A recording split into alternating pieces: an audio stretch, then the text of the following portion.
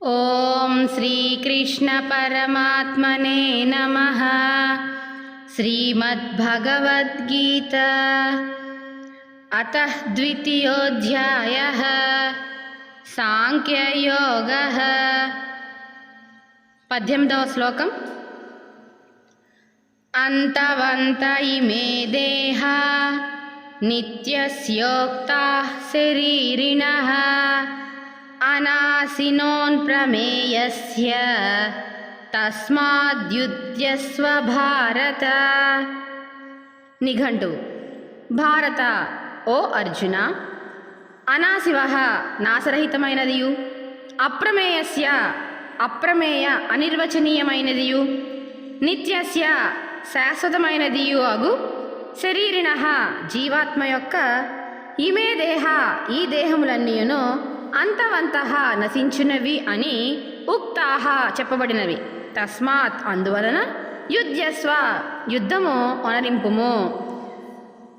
భావం చూస్తే ఈ శరీరములన్నీయును నశించునియే, కానీ జీవాత్మ నాశరహితము, అప్రమేయము, నిత్యము కనుక ఓ భరతవంశీ అర్జున, నీ యుద్ధము చేయుము అని శ్రీకృష్ణ పరమాత్ముల వారు అర్జున్ని ఇంతకుముందు చెప్పిన శ్లోకంలో సద్రూపం యొక్క స్వభావాది లక్షణాలను నిరూపించి ఇప్పుడు అసద్రూపమగు దేహముల యొక్క లక్షణములను ఈ శ్లోకంలో చెప్పడం జరిగింది పరమాత్మ.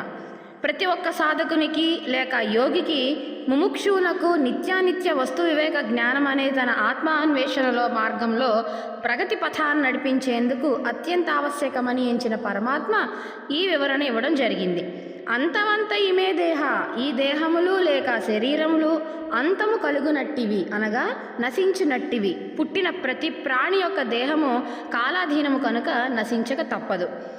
అయితే భాగవతంలో మనకు కారే రాజులు రాజ్యములు గలుగవే గర్వోన్నతిం బొందరే వారేరి సిరిమూటం గట్టుకొని పోవం జాలిరే భూమిపై బేరైనం గలదే శిబి ప్రముఖులం అంటూ భాగవతంలో చెప్పడం జరిగింది. సృష్టి ఆది నుండి అనేక ప్రాణులు పుట్టాయి, గతించాయి, మళ్ళీ కర్మవశాన పుడుతున్నాయి, చస్తున్నాయి. ఇది చాలా సహజమైనది. సృష్టి ధర్మం కూడా శిబి చక్రవర్తుల్లాంటి వారే కాదు, అవతార పురుషులైనటువంటి శ్రీరామ శ్రీకృష్ణాదులు కూడా పంచభూతాత్మకమైన ఈ శరీరాలను త్యజించక తప్పలేదు అని చెప్తుంది. అయితే మనకు వస్తువు యొక్క పరిజ్ఞానము పంచ జ్ఞానేంద్రియములకు శ్రోత్ర త్వక్ చక్షు జిహ్వ మరియు ఘ్రాణముల వలనే కలుగుచున్నవి. ఇటువంటి వికారములు ఆత్మకు లేవు. మరి ఆత్మ ఇంద్రియ గోచరము కాదు. శ్రీకృష్ణ రాయబారం విఫలమైన తర్వాత ఉపప్లావ్యంలో పాండవులు సమావేశమై శ్రీకృష్ణుడు మరియు ఇతర రాజుల సమక్షంలో తమకు జరిగిన అన్యాయాలకు ప్రతీకారంగా యుద్ధం చేయక తప్పదు అని నిశ్చయించుకొని అందుకు ద్వారకాలోనున్న శ్రీకృష్ణు యొక్క సహాయాన్ని పాండవుల ప్రతినిధిగా పార్థుడు అర్థించడము జరిగింది. అందువల్ల ధర్మ పక్షపాతియగు యదునందనకు అంగీకరించటం అందరకు తెలిసిందే. అన్నార్తునకు అన్నం పెట్టి తినమని చెప్పడంలో తప్పు లేదు. అలాగే యుద్ధ సన్నద్ధుడై వచ్చిన పాండవ మధ్యమునికి తన కర్తవ్యాన్ని గుర్తు చేస్తూ యుద్ధం చేయవలసిందిగా చెప్పడంలో ఏ విధమైన అనౌచిత్యం లేదు. ఈ శ్లోకం నుండి 24వ శ్లోకం వరకు ఆత్మ యొక్క ధర్మాలను, ఆత్మ జ్ఞానాన్ని, అర్జునుని యొక్క శోక మోహ నివృత్తి కొరకు శ్రీకృష్ణ పరమాత్ముల వారు బోధించడం జరిగింది.